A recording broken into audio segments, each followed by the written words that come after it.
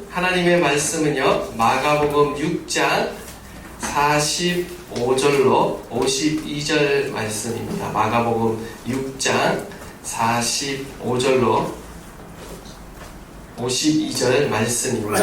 우리 한 절씩 교도하도록 하겠습니다. 예수께서 즉시 제자들을 재촉하사 자기를 무리를 보내는 동안에 배 타고 앞서 건너편 벳사다로 가게 하시고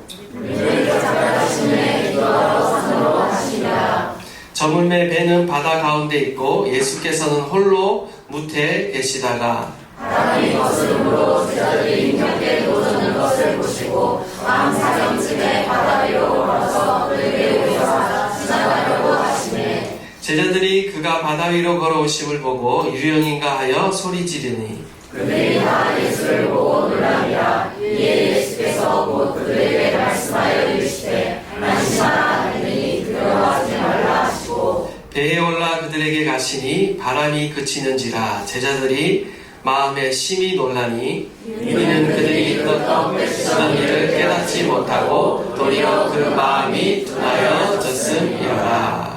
아멘. 네, 우리 좌우합들 한번 인사하도록 하겠습니다. 하나님이 당신과 함께하고 계십니다. 아멘. 오늘 본문 말씀은 예수님이 물 위를 걸으시는 기적 사건입니다. 지난 시간에 우리가 오병이어의 기적 사건을 통해서 예수님이 참된 목자이시며 또한 생명의 양식을 주시는 하나님이시다라는 것을 배웠습니다. 오병이어의 기적 사건에 의해서 오늘은 예수님이 폭풍 한가운데를 뚫고 바다 위로 걸어오시는 그리고 풍랑을 잔잔케 하시는 놀라운 기적을 일으키십니다. 이 두 가지 기적을 통해서 또한 우리에게 주시는 하나님의 교훈이 있습니다.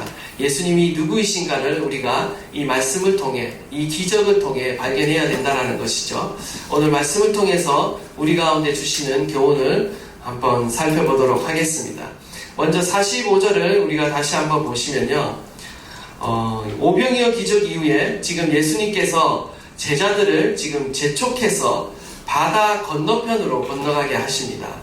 뿐만 아니라 무리들을 지금 돌려보내고 계십니다. 한마디로 제자들과 무리들을 분리시키시고 흩으신다라는 것을 우리가 보게 되는데요. 여기서 재촉하다라는 이 단어는요, 헬라어로 아난카조라는 단어를 사용하고 있습니다. 무엇을 강제하다, 억지로 무엇을 하게 하다라는 그런 의미를 가지고 있어요. 지금 예수님께서는요, 이 강제적으로, 강압적으로 지금 제자들을 배에 태우시고요, 건너편으로 지금 떠나보내시고 계시는 겁니다. 무리들도요, 지금 강제적으로 해산시키고 계신 것입니다. 지금 오병이어의 이 기적 이후에 지금 한창 분위기가 무르익고 있고, 정말 지금 사람들이 다 흥분해서 그 흥분이 가라앉지 않고 있는 그러한 상태입니다. 지금 예수님의 인기가 지금 한창 높아졌을 때라는 거죠. 그런데 하필 이때 사람들은 지금 예수님이 어떻게 하고 계십니까? 강제로 해산시키고 계시고, 또한 제자들도 무리와 떨어지도록 오히려 배를 태워서 멀리 보내고 계신 것을 우리가 보게 됩니다. 왜 그렇게 예수님은 하셨을까? 왜 이 무리들을 해산시키셨을까? 요한복음 6장 15절 말씀을 보시면요. 그러므로 예수께서 그들이 와서 자기를 억지로 붙들어 임금으로 삼으려는 줄 아시고, 지금 요한복음 6장 15절에 의하면요, 어떻습니까? 무리들이 예수님을 왕으로 삼으려 했다라는 것입니다. 오병이어의 기적을 경험하고 나서 지금 이 무리들이 굉장히 흥분해 있는 겁니다. 자신의 어떤 굶주림을 해결해 주시는 메시아가 나타난 거죠. 그것을 경험하고 나서 굉장히 흥분된 상태로 지금 예수님을 왕으로 삼고자 하였다라는 것입니다. 예수님은 이 때문에 이 무리들을 흩으신 것입니다. 아마 제자들은요, 배를 타고 가면서 아마 서로들 이야기하면서 의아해했을 것입니다. 예수님께서 왜 이렇게 좋은 기회를 붙잡지 않으실까? 이들을 모아서 세력을 규합하면 정말 이들을 통해서 하나님의 나라를 선포하고 예수님 자신이 메시아로 왕으로 등극할 수 있는 아주 좋은 기회인데 왜 이 좋은 기회를 저버리고 다 이 무리들을 흩어버리실까? 제자들은 의아해했을 것입니다. 이들은 아마도요, 그들의 마음 안에 있는 소원, 정말 이 로마 정부를 정복하고 이스라엘을 해방시킬 그 메시아, 그 왕을 꿈꾸고 있었다라는 거죠. 이들의 마음 안에 기대하고 있는 메시아는요, 여전히 어떤 메시아입니까? 정치적인 메시아, 군사적인 메시아를 무리들은, 그리고 제자들은 꿈꾸고 있었다라는 것을 알게 됩니다. 항상 그들의 마음 안에는요, 자신의 어떤 현세의 문제를 해결해 줄 수 있는 그런 메시아, 그런 예수님을 기대하고 있었다라는 겁니다. 마가복음에 나오지는 않지만요, 요한복음에 보시면 이 무리들이 다음날 다시 예수님을 찾아옵니다. 그래서 오병이어 그 기적 사건이 일어난 그 현장으로 찾아가는데 예수님이 계시지 않는 거예요. 그래서 다시 배를 타고 이들이 어디로 가냐면 바로 바다 건너편 가버나움으로 갑니다. 그리고 거기서 다시 예수님을 만나게 돼요.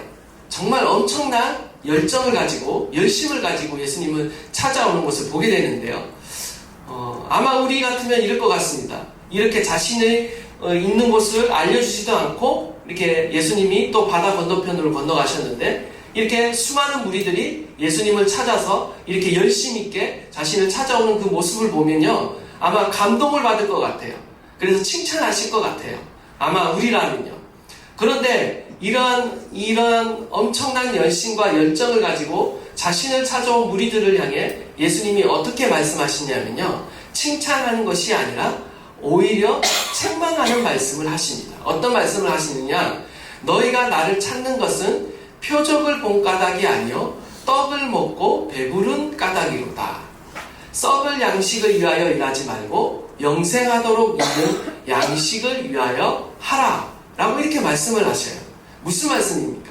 지금 무리들이요, 오병이의 그 기적을 통해서요, 예수님을 왕으로 삼으려는 그 이유는 무엇인가?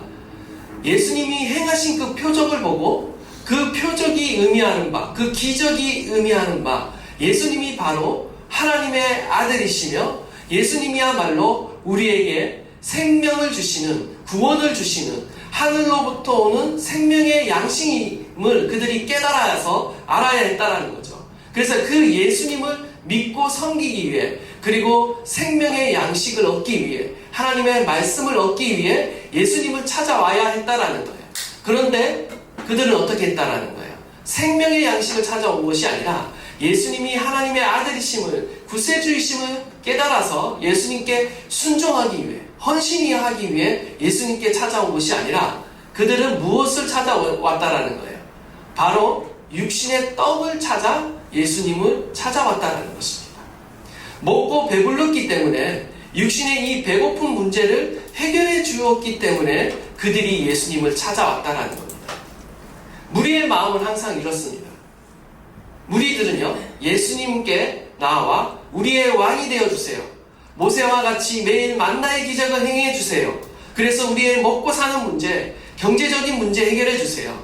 무리들은 이렇게 현세의 문제를 해결받기 위해 예수님을 찾고 있다는 겁니다.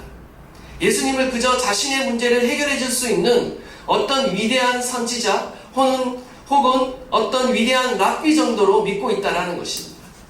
여러분 한번 상상해 보십시오. 이 무리들을요, 돌려보내지 않고 예수님께서 귀합해서 정말 왕이 되시면 어떠한 일이 벌어지겠습니까? 아마 사람들은 상상할 수 있을 것 같습니다.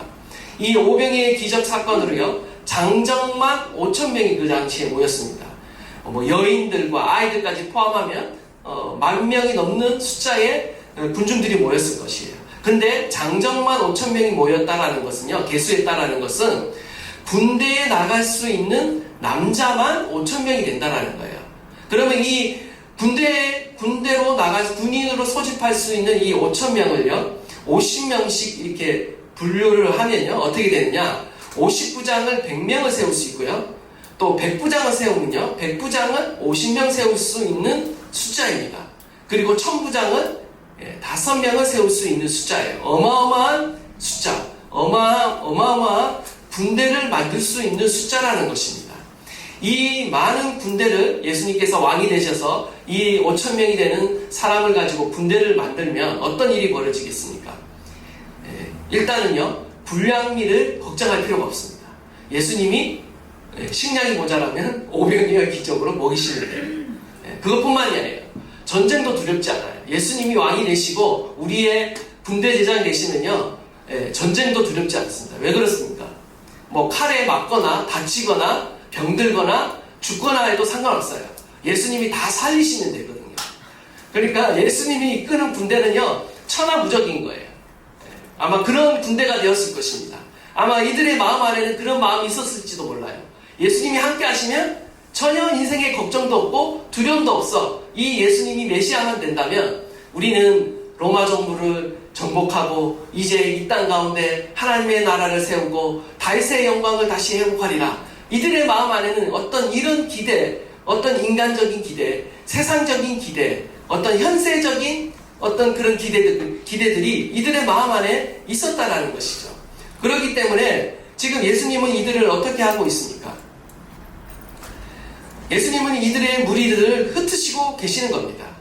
왕이 되시려고 하는 것이 아니라 오히려 흩으셨다라는 것입니다. 그들을 흩으셨다라는 말은요, 예수님은 그들의 왕되심을 거절하신 것입니다. 자신을 좋아하고 따르는 수많은 군중들을 포기하신 것입니다. 그리고 어떻게 하십니까? 오히려 소수이지만 예수님이 누구이신지를 제대로 알고 따르는 바로 제자들을 통해서 하나님의 나라를 세우시기로 결정하신다라는 겁니다. 예수님은요, 하늘 보좌도 버리시는 분이세요. 예수님께서는요, 사람들이 억지로 왕으로 삼으려 했을 때 그 자리를 포기하십니다. 아까워하지 않으세요. 세상 영광의 자리를 떠나시는 분이세요. 예수님께서는요, 오직 이 땅에서 사역을 하시면서 영광의 자리에 그렇게 오래 머무시는 법이 결코 없으셨습니다. 예수님은요, 세상 부귀영화와 세상 성공보다 바로 하나님께서 주신 하나님의 사명을 따라 살기 원하신다라는 겁니다. 자신이 원하는 길이 아니라 하나님의 뜻에 따라 낮은 자리로 십자가의 길로 지금 내려가고 계신 겁니다. 예수님은 세상 사람들이 원하는 그런 왕이 아니라 예수님은요, 고난받으시는 하나님의 종으로 이 땅 가운데 오셨습니다. 세상 영광과 사람들의 어떤 인기에 연연하지 않으시고 오직 하나님께 주시는 그 사명을 이루시기 위해 사람들을 섬기고 영혼들을 구원하시기 위해 이 땅 가운데 오셨다는 거예요. 우리도 마찬가지입니다. 하나님이 우리를 이 땅 가운데서 불러주시고 구원해 주신 이유가 무엇이겠습니까? 우리의 어떤 성공과 출세를 위해 우리를 부르신 것이 아니라는 거예요. 이 땅에서의 어떤 부귀 영화를 위해 우리를 부르신 것이 아니라는 겁니다. 주님은 우리를 부르시되 바로 하나님의 나라와 영광을 위해 부르셨다라는 것입니다. 하나님은 저와 여러분을 통해서요, 하나님의 나라와 영광을 이루기를 원하십니다. 여러분 그 사실을 믿으십니까? 저와 여러분이 이 땅에 존재하는 이유는요, 그냥 이 땅에서 아웅다웅 먹고 살다가 어떻게 먹을까, 어떻게 입을까, 어떻게 살까, 그것만을 이 땅을 바라보다가 그냥 우리의 인생을 다 허비하는 인생으로 살아가는 것이 아니라 우리의 인생을 정말 하나님께서 이끌어 가시며 하나님의 영광을 위해, 하나님의 사명을 위해 살아가도록 저와 여러분을 부르셨다는 것입니다. 원하기는 저와 여러분이요, 세상의 영광을 쫓아가는 인생이 아니라 하나님의 나라와 영광을 쫓아가는 그러한 인생이 되기를 간절히 축원드립니다. 하나님께서 저와 여러분을요, 하나님의 사명과 하나님의 영광으로 저와 여러분을 인도하고 계십니다. 두 번째로 우리 46절 말씀 우리 다시 한번 큰 목소리로 봉독하도록 하겠습니다. 시작. 우리를 작별하신 후에 기도하러 산으로 가시니라. 아멘. 46절을 보시면 예수님은 제자들과 무리들 둘 다와 작별하신 후에 지금 무엇을 하십니까? 홀로 기도하러 산으로 올라가십니다. 예수님은 오병이어 사건 이후에 제자들이나 무리들의 그 흥분에 휩싸여 있지 않습니다. 그들과 달리 예수님은 스스로의 어떤 영광에 도취되어 있거나 교만해지지도 아니하시고 오히려 기도할 수 있는 조용한 장소로 홀로 가시는 것을 우리가 보게 됩니다.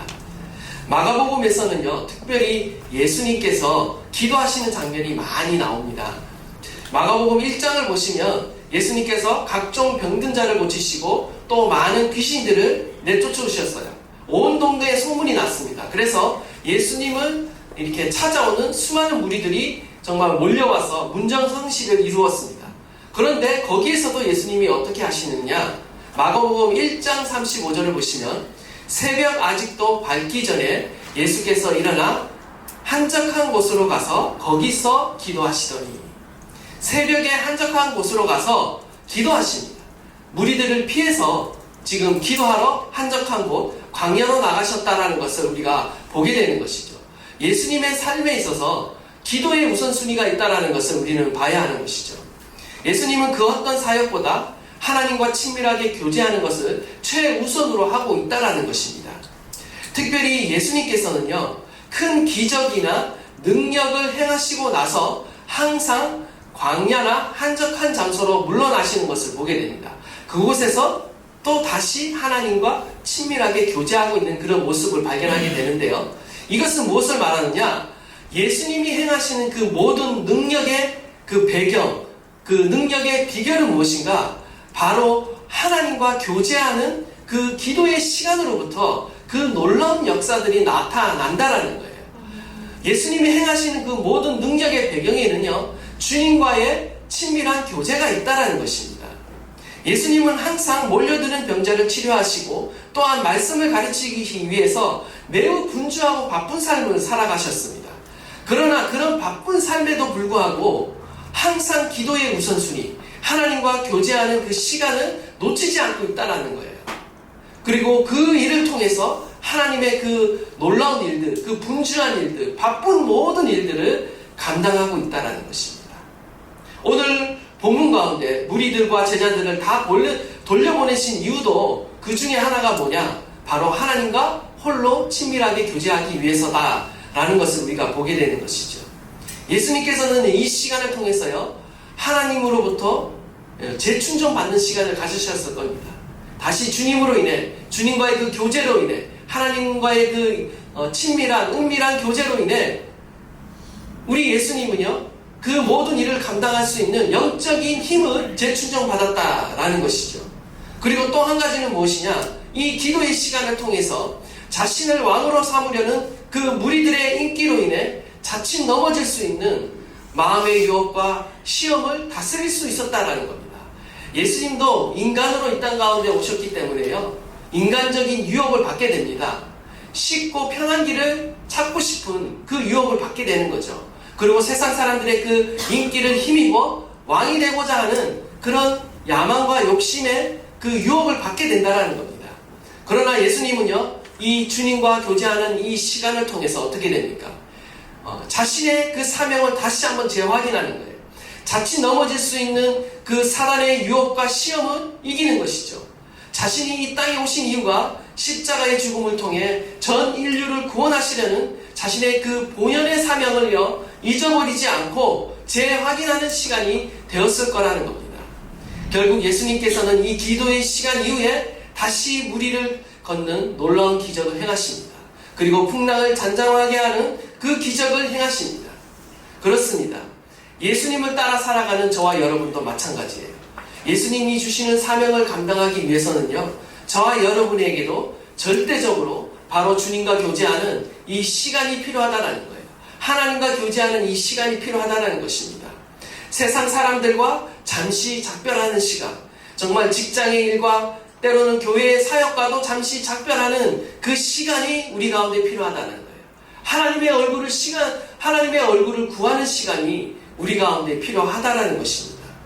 여러분은 어떻습니까? 하나님과 단둘이 정말 은밀하게 만나는 그 교제의 시간을 여러분을 가지고 계십니까? 주님과 깊이 교제하고 하나님과 대화하고 그 하나님의 그 친밀함을 누리는 시간을 여러분은 가지고 계십니까? 원하기는 저와 여러분의 삶에 주님과 친밀히 교제하는 그 기쁜 시간이 있기를 간절히 축원드립니다. 성도는 분주할수록요, 하나님께로 돌아가야 돼요. 하나님께 나아가야 돼요. 그래야 힘을 얻을 수 있고요, 그래야 분별력을 얻을 수 있습니다. 먼저 하나님 앞으로 나가 그분의 음성을 들어야지만 우리는 그분의 뜻을 깨달을 수 있고요, 내가 처한 상황 가운데 제대로 된 분별력을 가질 수 있다는 것입니다. 자신의 힘이 아닌 성령의 능력을 힘있는 시간을 우리는 반드시 가져야 합니다. 그런 시간을 갖지 않고 우리가 우리의 힘만으로 일을 하게 되면요, 우리는 어느덧 하나님의 뜻이 아닌 인간적인 욕심과 생각에 이끌리게 되어 있다는 거예요. 결국 그렇게 되면 어떻게 됩니까? 우리가 행하던 일들이 결국 위험에 빠지고 그르치게 된다는 것이죠. 세상 사람들은요, 바쁜 스케줄과 이 스트레스를 풀기 위해 소란한 장소를 찾습니다. 항상 소란한 곳을 찾아요. 쾌락이 있는 곳을 찾습니다. 모름지기 하나님의 사명을 받은 저와 여러분은 어느 곳을 찾아야 되겠습니까? 우리는요, 더욱더 한적한 곳을 찾아야 되는 거예요. 세상과 작별하고 사랑과 작별하고 예수님과 교제하는 그 시간을 우리는 찾아야 한다는 것입니다. 그 시간을 통해서 세상의 여론과 사탄의 유혹을 물리칠 수 있게 되는 거예요. 그렇지 않으면요, 우리는 인간적인 생각에 사로잡히고 세상적인 또 야망에 사로잡혀서 갈 길을 잃어버리고 방황하게 된다는 것입니다.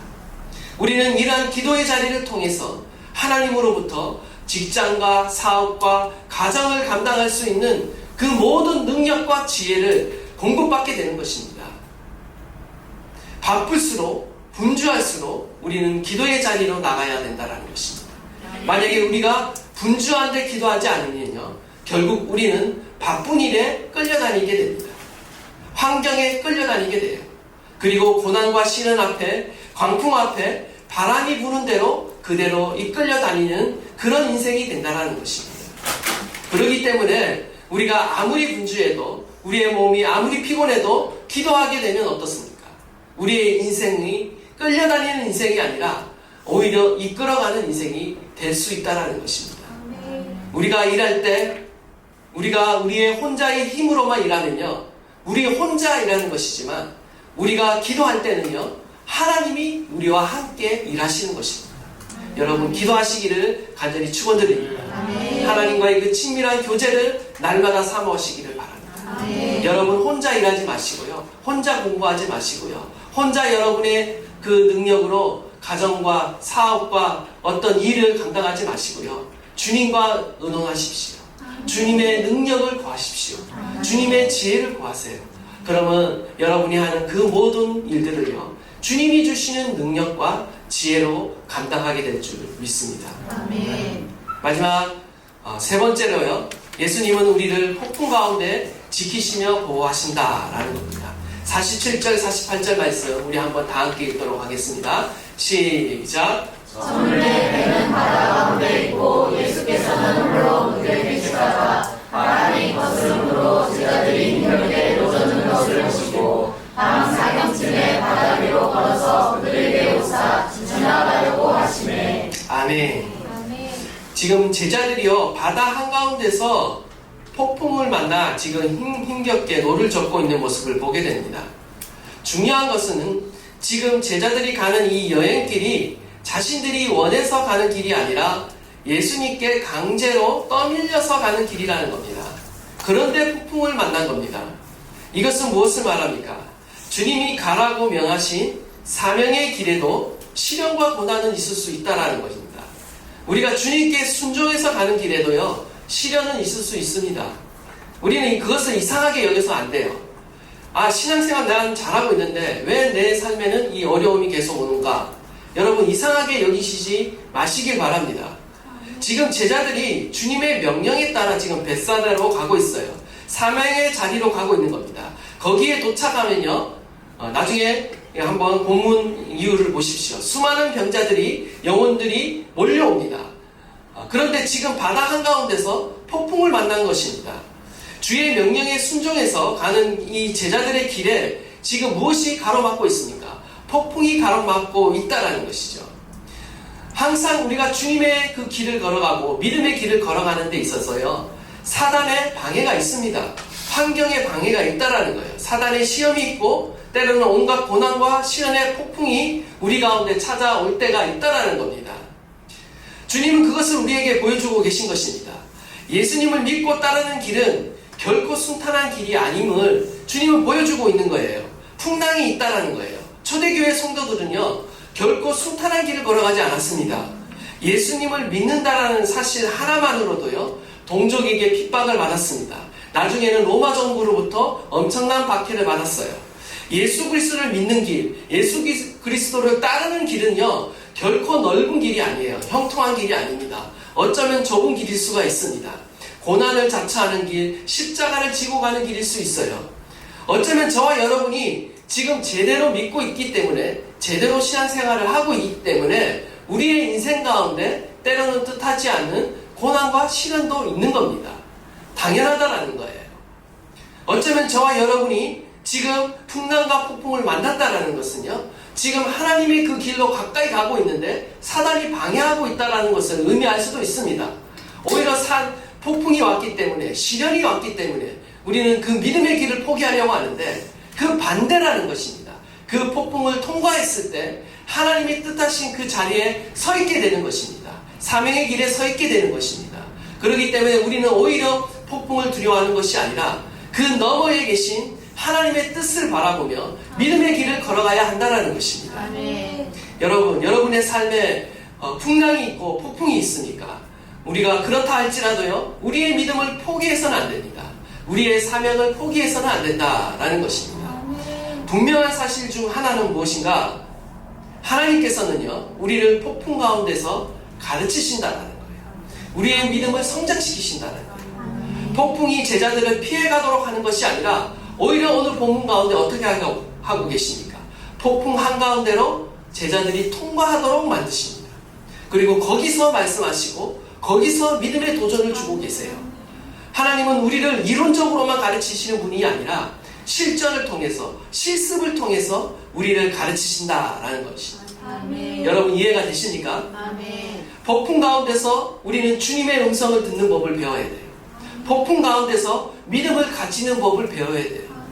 폭풍 한가운데서 주님께 순종하는 법을 배워야 되는 거예요. 주님은 저와 여러분을 향해 이것을 가르치고 계시는 거예요. 그런데 아세요? 믿음은 항상 폭풍 속에서 자랍니다. 그냥 책과 이론으로 자라는 것이 아니라 폭풍 속에서 자란다는 거예요. 아니란 온실 속에서 자라지 않습니다. 믿음은 폭풍을 피할 때 성장하는 것이 아니라 우리가 믿음으로 그 폭풍 속을 지나갈 때 우리의 믿음은 자라게 되는 것입니다. 이것이 바로 예수님의 교육 방식이라는 거죠.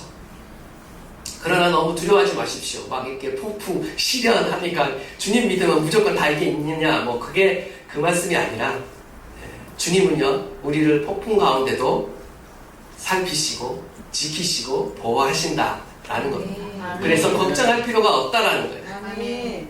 48절을 보시면 지금 어떻습니까? 우리 48절 다시 한번 읽으실까요? 시작. 하나님 것으로 제자들이 힘겹게 이루어주는 것을 보시고 밤 사경쯤에 바다로 걸어서 그들에게 오사 찾아가려고 하시네. 아멘. 제자들이 지금 힘겹게 노를 젓고 있는데 그 시간이 밤 사경이라고 말하고 있습니다.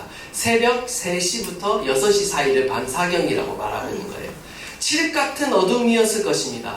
이 밤은 굉장히 어둡고 춥고 무서운 밤이었을 거예요. 절망적인 밤이었다라는 것을 우리가 알 수가 있습니다. 예전에는 어떻습니까? 예전에 이 폭풍을 잠잠케 하시는 기적이 한 번 더 있었습니다. 그때는 다행히 예수님께서 배에 타고 계셨지만 지금은 예수님조차 계시지 않는 제자들 혼자의 힘으로 살아남아야 하는 굉장히 무서운 밤이었다라는 거예요. 우리도 살다 보면요, 우리의 인생 가운데 어두운 밤을 맞이할 수 있습니다. 주변을 둘러봐도 아무도 나를 도와줄 리가 없는 그런 상황, 나 혼자만 있는 것 같은 그 두려운 밤이 있을 수 있어요. 심지어 이제 배가 침몰하기 직전인 이 절망적인 상황 가운데 하나님이 보이지 않습니다. 예수님이 보이지 않아요. 우리의 인생도 이러한 풍랑을 이렇게 맞이할 수 있다는 거죠. 하나님이 보이지 않고 나의 사정은 하나님께 숨겨졌다라고 느껴지는 그런 상황 가운데 우리는 처할 수 있다는 것입니다. 그런데 우리 주님은 그때 어떻게 하고 계십니까? 48절을 보면 제자들이 힘겹게 노를 젓는 것을 예수님은 보셨다라고 말하고 있습니다. 지금 산에서 기도하고 계신 예수님이 저 멀리 바다 한가운데서 그 칠흑 같은 어둠 가운데서 지금 힘겹게 노를 젓고 있는 제자들의 모습을 보고 계셨다라는 것입니다. 예수님이 그들과 함께 하지 않은 것이 아니라 지금 지켜보고 계신다라는 것을 우리는 유념해서 봐야 하는 것입니다. 아무리 먼 바다 한가운데 있다 할지라도, 아무리 칠흑 같은 어두운 밤이라 할지라도 우리 주님은 어떻습니까? 저와 여러분은 지금도 지켜보고 계신다라는 거예요. 지금 이 시간도 불꽃 같은 눈동자로 우리를 지켜보고 계시는 하나님이십니다. 여러분 믿으십니까? 저와 여러분을 감찰하시고 보호하시는 하나님이십니다. 아멘. 고난 중에 처한 우리의 이 형편과 처지를요 다 알고 계시는 주님이세요. 아멘. 결코 우리를 홀로 내버려 두시는 하나님이 아니시다라는 겁니다. 아멘. 시편 139편 7절에서 10절 말씀 우리 한번 다 함께 봉독하도록 하겠습니다. 시작. 내가 주의 영을 떠나 어디로 가며 주의 앞에서 어디로 피하리까? 내가 하늘에 올라갈지라도 거기 계시며 수월에 내 자리를 펼지라도 거기 계시니까. 내가 새벽 날개를 치며 바다 끝에 가서 거주할지라도 거기서도 주의 손이 나를 인도하시며 주의 오른손이 나를 붙드시리라. 아멘. 아멘. 제자들은 바로 이 하나님을 지금 경험하고 있는 겁니다.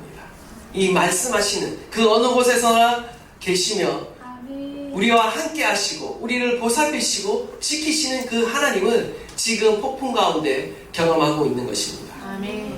고난 중에 우리를 외면하시는 하나님이 아니시라 우리를 지켜보시며 보호하시는 하나님. 오늘도 고난의 그 현장, 풍랑이 있는 그 시련의 현장 한가운데로 찾아오시는 하나님. 그 하나님을 지금 제자들이 경험하고 있는 것이죠. 풍랑을 보고 좌절하지 마십시오. 시련을 보고 좌절하지 마십시오. 어두운 밤이라고 절망하지 마십시오. 살아계신 예수 그리스도께서 저와 여러분을 오늘도 어두운 밤 가운데 우리의 한가운데로 고난 가운데로 폭풍 가운데로 오늘도 저와 여러분을 찾아오시는 줄 믿습니다. 아멘. 주님은 오늘도 풍랑 맞은 우리의 인생을 찾아오셔서 우리를 구원하시는 하나님이세요. 아멘. 여기에 재미있는 표현이 있습니다. 지나가려고 하시네. 지나가시려고 했대요. 제자들을 향해 접근하지 않으시고 그 제자들을 통과하여 그냥 지나가시려고 하신다는 거예요. 헬라어 원어를 보면 더 명확하게 드러나는데요. 헬라어를 보면 파레르코마이라는 단어를 사용합니다. 대상 곁을 통과하여 지나가는 것을 말하는 겁니다. 영어로는 pass by. 옆으로 그냥 통과하려고 지금 예수님이 지나가셨다라고 말하고 있는 거예요. 근데 이게 무슨 의미일까? 여기에도 의미가 있습니다. 사실 구약 성경에 보면요 지나가시다라는 표현이 등장하는 곳이 있습니다. 출애굽기 33장 18절 19절 말씀을 보시면 우리 한번 다 함께 한번 읽도록 하겠습니다. 시작. 모세가 이르되 원하건대 주의 영광을 내게 보이소서. 여호와께서 이르시되 내가 내 모든 선한 것을 내 앞으로 지나가게 하고 여호와의 이름을 내 앞에 선포하리라. 나는 은혜 베풀 자에게 은혜를 베풀고 긍휼히 여길 자에게 긍휼을 베푸리라. 아멘. 지금 어떻게 합니까? 하나님께서 모세 앞으로 지나가세요. 이것을 뭐라고 말하느냐면 신학적으로 신현현이라고 말합니다. 하나님이 나타나는 형상이라는 말이에요. 근데 이 하나님께서 인간에게 그 모습을 드러내실 때 구약에 보면 어떤 모습으로 드러내시냐면요 지나가시는 모습으로 이렇게 보여주십니다. 얼굴을 직접 보게 되면 인간이 죽게 되기 때문에 인간의 얼굴을 직접 보여주지는 않으시지만 이렇게 스쳐 지나가듯이 지나가는 모습으로 모세에게 자신의 모습을 계시해 주십니다. 그러니까 지금 이것은 무엇을 말하고 있느냐? 예수님이 지금 제자들에게 나타나시는 이 모습, 지나가시는 이 모습은요 하나님이 나타나시는 것과 동일한 사건이라는 거예요. 예수님이 하나님이시라는 것을 우리에게 보여주고 계시는 사건이라는 것입니다. 성경에서 바다 위를 걸을 수 있는 분은 오직 하나님 한 분밖에 없습니다. 헬라어로 걸었다라고 말하지만요 구약 성경 히브리어는 짓밟았다라고 이렇게 말하고 있습니다.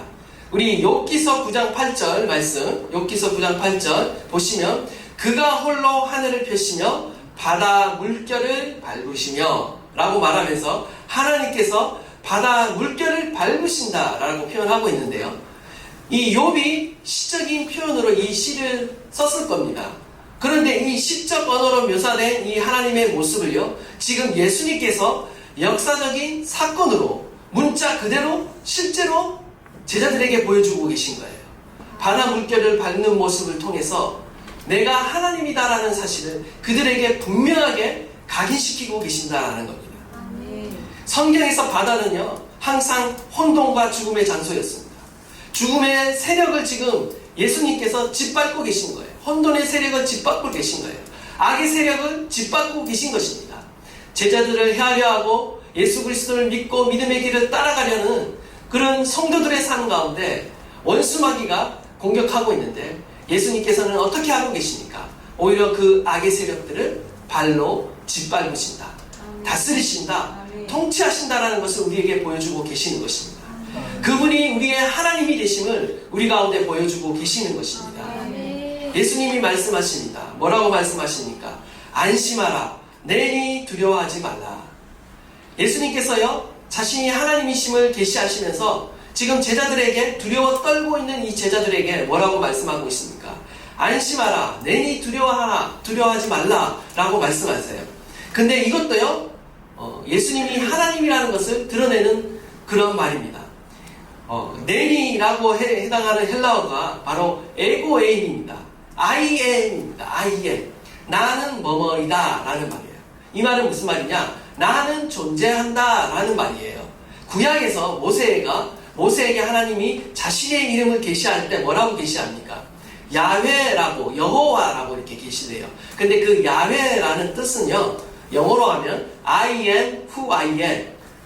좀 해석하기가 어려운데요. 나는 나다 이런 말이에요. 나는 존재한다. 나는 존재하는 자로 존재한다 이런 말이에요. 이게 스스로 존재한다 라는 거예요.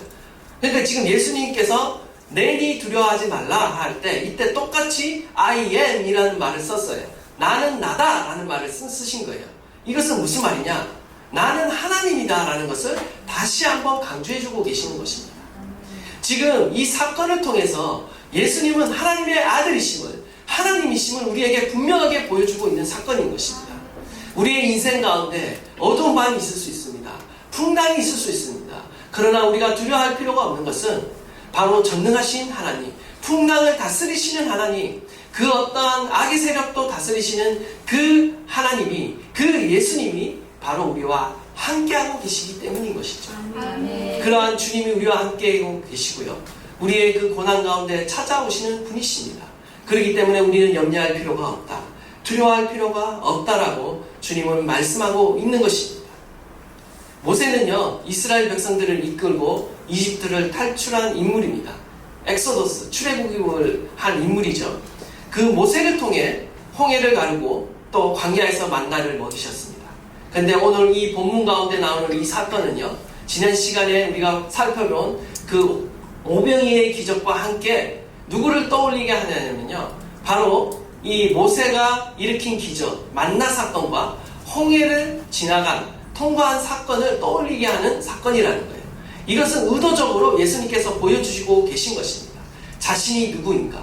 자신이 바로 모세보다도 더 위대하신 하나님의 아들로서 인류를 구원하시기 위해 그들을 오병이의 기적으로 먹이시고, 또한 그들의 광풍 가운데 그들을 바다를 건너게 하시며 그들을 구원하시는 새 출애굽을 행하시는 메시아이신 것을 우리 가운데 보여주고 있다는 것입니다. 이 두 가지 사건을 통해서 제자들은 분명하게 깨달아야 되는 거죠. 아, 예수님이야말로 우리를 구원하시는 하나님의 아들이시자 메시아이신 것을 분명하게 우리 가운데 보여주고 있다는 것입니다. 우리는 이러한 사건을 통해서 깨달아야 합니다.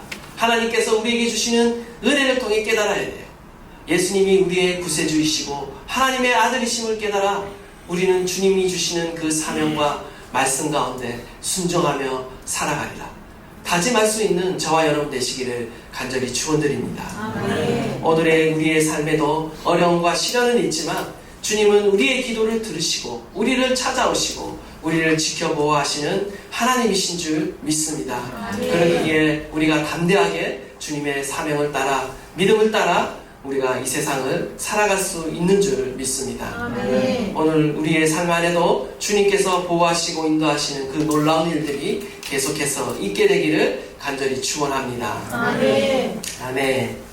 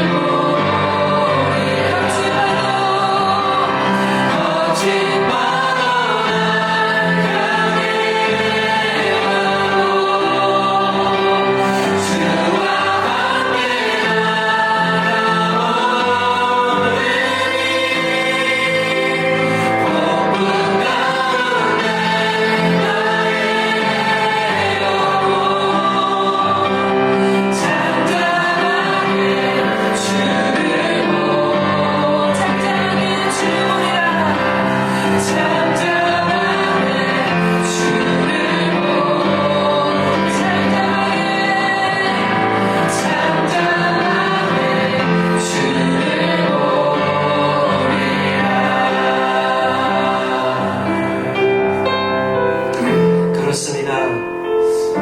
우리의 인생 가운데도요, 풍랑이 있을 수 있고요, 또 광풍이 있을 수 있고 폭풍이 있을 수 있습니다. 주님이 명하신 그 사명의 길을 따라가는 그 길에도 시련과 고난은 있을 수 있습니다. 중요한 것은 주님께서 우리와 함께하고 계신다는 것입니다. 주님이 우리를 지켜보시고 또한 감찰하시고 보호하시는 하나님이십니다. 폭풍 가운데 우리를 찾아오시는 하나님이십니다. 우리가 그러한 주님을 믿을 때에 내니 두려워하지 말라, 안심하라, 내니 두려워하지 말라, 그러한 하나님의 그 음성을 이 시간 듣기 원합니다. 하나님, 우리와 함께 하신 하나님, 우리가 그 어떠한 상황 가운데도 두려워하지 않게 하여 주십시오.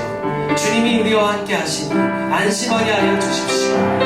우리가 계속해서 그 믿음의 길을 걸어가며 순종의 길을 걸어가며 주님과 함께 하나님, 우리가 사명의 그 길을 걸어갈 수 있도록 우리 가운데 주님 함께 하여 주십시오. 이 시간 우리 다 함께 주여 부르짖고 통성으로 기도하겠습니다. 주여,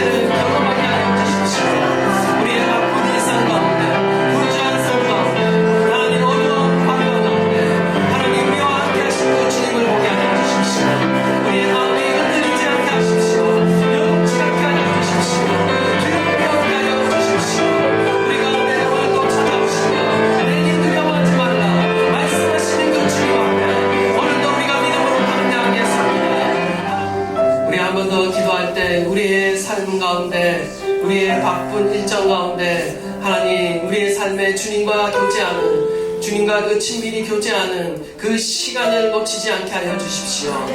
하나님, 주님과 교제하는 그 시간을 잃어버릴 때 우리의 인생은 방황하게 됩니다. 하나님 아버지, 우리의 인생이 방황하지 않도록, 사단의 유혹에 넘어지지 않도록, 시련 앞에 하나님 쓰러지지 않도록 하나님, 우리가 행하는 그 모든 일 가운데 능력과 지혜를 주시며 분별력을 주시며 하나님 힘을 주시는 하나님, 하나님 우리가 그 기도의 자리로 나아가 주님과 더 깊이 교제하는 저희들 되게 하여 주시옵소서. 바쁠수록 분주할수록 하나님 힘들고 어려울수록 하나님 환경에 끌려다니는 인생이 아니라 주님의 임재 안에 하나님 머물게 하여 주십시오. 하나님 그 안에 머물 때에 하나님께서 우리에게 말씀하시는 그 음성을 듣게 될 것입니다. 내니 두려워하지 말라 말씀하시는 그 음성을 듣게 하여 주시옵소서.